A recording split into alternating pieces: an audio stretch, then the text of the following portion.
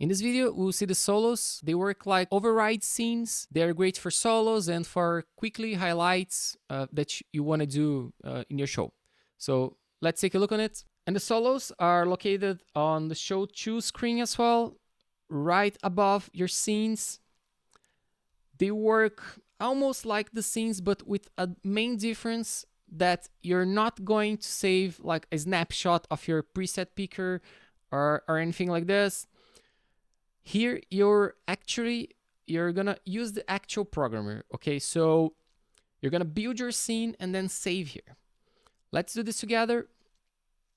I'm gonna jump to the preset view. Let me grab this group. I'm gonna set it to full. Let me set it to star. Let me take the gobble out. Let's change the color. Actually, let me change the color like to cyan. I've had the highlights on. Okay, now let's say I'm happy with this. Now let's go back to our show 2 screen. And I'm gonna save it just like as we did in every other effect pool or scene pool. I'm gonna click here. Let's set a spot, cyan. Here, you're not gonna have the feedback for the color you have on your effect, because here's more important for you to have the feedback if it's your solo is on or not, because it's gonna actually run a solo, like a sequence. So let's clear.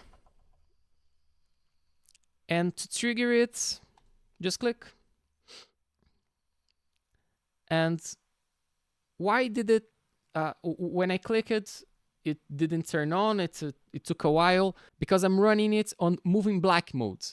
So moving black will make the fixture move, change the color, get ready, and then it will just turn on when you're not gonna see like any movement, okay? So let me show you. I have the fader for my dimmer up, so it's on.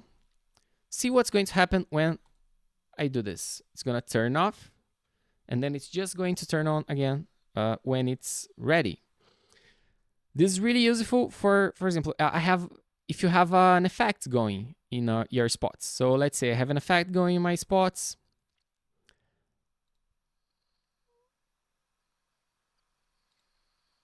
And then it's going back. So this is how you're gonna work with the solos. You can also, let's say if I set to instant, I'm gonna set to instant so you can see the difference. And it's not gonna turn off. You will be able to see the movement. It's really useful when you wanna call the audience attention. People will see that something's gonna happen. It's not wrong, like to do it like this. It's just a matter of what you want to achieve. And you can set the fade in and fade out. So if you set a fade in of, let's set 4 seconds. Actually, those are not seconds; those are beats. I need to fix this, but everything in the show file is related to your global BPM, right? So those are beats. And let me change it back to moving black, and you'll notice that the fade in and fade out will be way slower. So with the solos, we have finished all the operation part of the show file of the fixtures.